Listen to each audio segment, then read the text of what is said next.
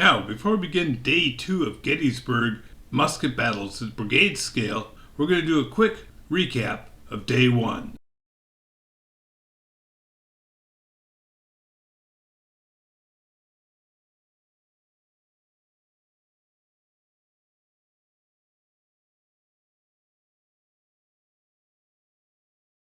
This is Gettysburg Day 2. We begin Day 2 with the previous night turn. Now during a night turn, you recover losses, and when a block moves, it may not move within 1/3 of an enemy block. If it's already within 1/3, it can simply hold its position. But if it moves, it must end its move 1/3 infantry move away. One critical note to make is that both armies have unpacked bags. Sickles' Corps moves and extends its line further down along the Round Tops. The Union cavalry moves southwest and camps for the night. Now Longstreet is drawn next, but he'd rather move after Ewell and A.P. Hill so that he has room to position his troops. He attempts to delay.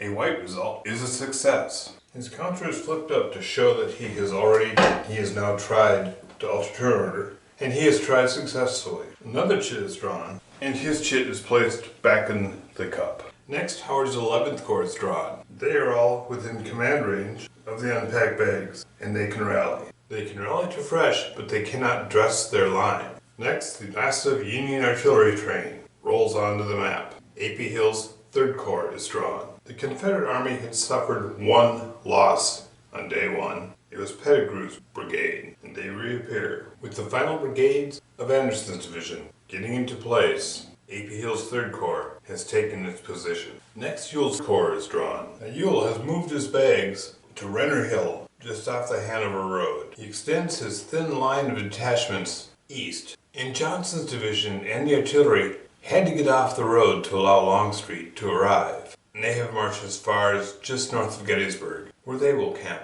Next, we'll move over to 1st Corps.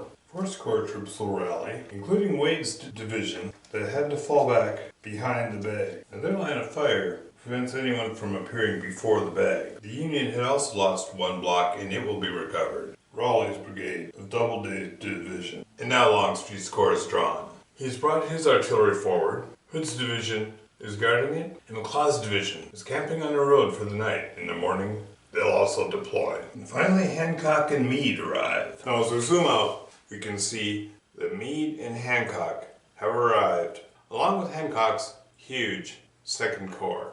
Now, 2nd Corps has some notable features. You have the elite Kelly's Irish Brigade. It also includes Carroll's Gibraltar Brigade of Hayes Division. And for all my years of service making these videos, just for me, other sets won't include this, in Gibbon's Division, Harrow's Brigade contains the 1st Minnesota, and their emblem is on Harrow's Brigade. Now, Harrow's Brigade is actually green, and that's how I'll play it. But there's the 1st Minnesota. Of course, nothing's truly free in this world. So for this, Hancock has been given the battle off, and I have to run 2nd Corps. Also, generously, they made me a die 4 command. As you can see with the 4 squares, really the Union commands use a die 3, and that's what I'll use here too. But hey, I still think it's cool. So thanks to Marshall Barrington for making this special set for me. It's really cool. That concludes the evening movements. We now begin with turn 1. Reynolds orders Doubleday and Wade to push back the Confederates, and Raleigh's brigade guards the bags. Next drawn is Slocum's 12th Corps. They are also ordered to attack the Confederates. They attack and leave a long line of detachments out to meet up with Beaver's cavalry. Next, Hancock's 2nd Corps. They're ordered to go east and drive up along the east side of the woods. Howard's 11th Corps. Many of their troops are moved back because there just isn't room for them. It's a tight spot. Sickles sidles south. And now Ewell's 2nd Corps reacts. Ewell holds the line in the center. He does a light counterattack on his left with a couple of detachments. And he wheels up his artillery to do the real work. Speaking of real work, A.P. Hill's artillery opens up on the Union line. The Union troops are devastated by the artillery fire. All that remains is Smith's brigade of Steinwehr's division. 3rd Corps races to take Cemetery Hill. The Union position looks tough, and Longstreet's artillery opens up on Robinson's brigade. This is going to be a devastating retreat, and Hood's Texans race forward. Finally, the artillery moves. Now, it was ordered to support Howard on the hill. As it runs into retreating Union troops, there is chaos and confusion. Where do they go? Maybe they'll form up around Powers Hill. At this point, all is confusion. Nobody knows. Sykes' Corps arrives, but they don't know what they're getting into. Maybe the early morning combat will save the day.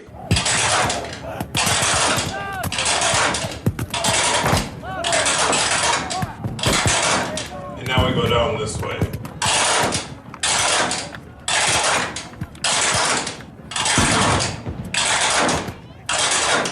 After combat, we see that Birney's retreating division threw much of Sickles' Corps into confusion. Doubleday's division still holds the northernmost Union point on Cemetery Hill, but Ewell's artillery has been put into position. Is that even tenable? What can the Union salvage of this line? The one strength they've got is their bags are unpacked right there, so they can recover. The nearest southern bags unpacked are way back here. But Ewell and Longstreet have bags they can unpack close by as well. Methinks it's going to be a hot fight, or will Meade lose hope and pull back.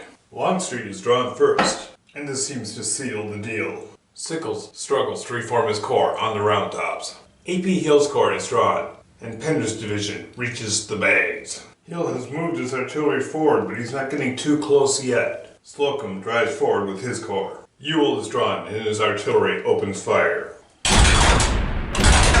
Doubleday's men are forced right back into the southern lines, and they are eliminated. Johnson's division rescues Early's men. Ewell unpacks bags and recovers many troops. Hancock sends Caldwell to protect the bags. First Corps is drawn. Reynolds holds tight. 11th Corps is drawn. Howard holds tight. Neither 1st nor 11th Corps can rally its troops. They're all in fields of fire.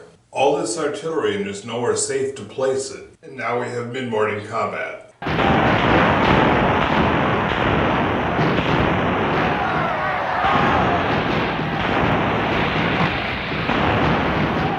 And now it becomes a desperate battle for the bags. Federal troops have a fingertip grip guarding the bags. It would take nerves of steel on Meade's part to keep fighting for these bags. Does he pack them up and simply withdraw, or does he attempt to hold his position? I'm going to call it. After surveying the situation, Meade orders a withdrawal. Pack up bags, he can still get his army out in decent shape. But this position is lost. And here are the losses. 5 Union brigades, 1 Confederate brigade. Good game. Now hold on there, Bubba Louie. I can't let Meade give up the whole shooting match just like that. Oh no, I've got a command cube and I'm going to use it. I'm going to reinstate Hancock in charge of the 2nd Corps, and I'm going to take command of the Union Army. None of this failure fallback stuff. On to Richmond. Alright, here we are. Day 2, turn 3. And we have Strand in command. First up is Howard's 11th Corps. That's not okay, and Longstreet attempts to go ahead of him. He fails. Lee tries to go for him. He fails. It seems the Southern luck has turned. A.P. Hill's gonna try. And he fails. It looks like Howard has saved the day for another turn. Next is Slocum, and then Reynolds. Reynolds rallies. The artillery is not going to be able to aid in the defense of the bag this turn. They prepare, while the rest of the bags move around to the Union left. Longstreet plows in.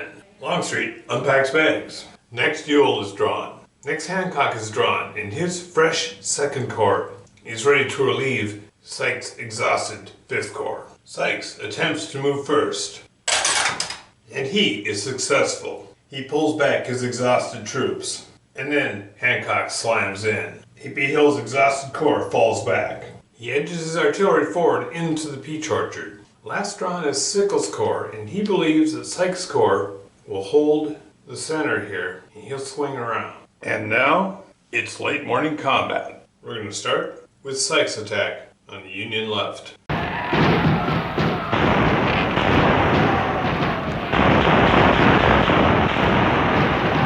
Bags are exposed, but they've been protected. And now it's midday. Strand attempts to jump ahead of Longstreet. He's hoping he can move the artillery into a supporting position before Longstreet contacts the bags, because then moving the artillery up would be placing them in combat, attacking with them, and you can't do that.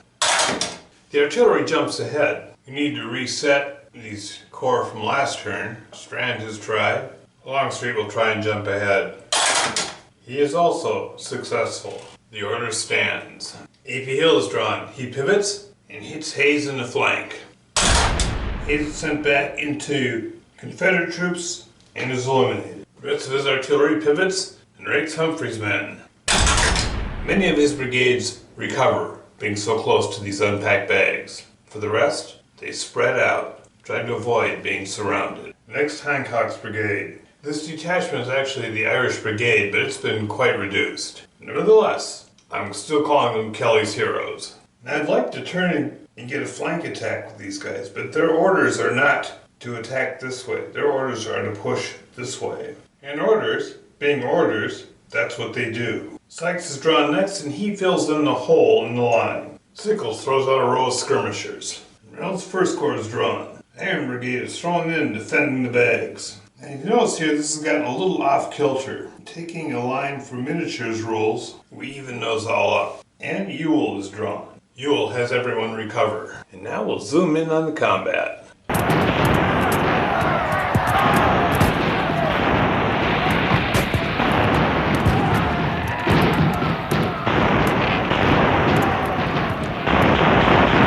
And when the smoke clears, the bags are in Lee's hand. This has been an egregious northern loss. The North has lost 16 brigades, and the South has lost 3. North has suffered more than 5 times what the South has lost. Well, gang, I tried.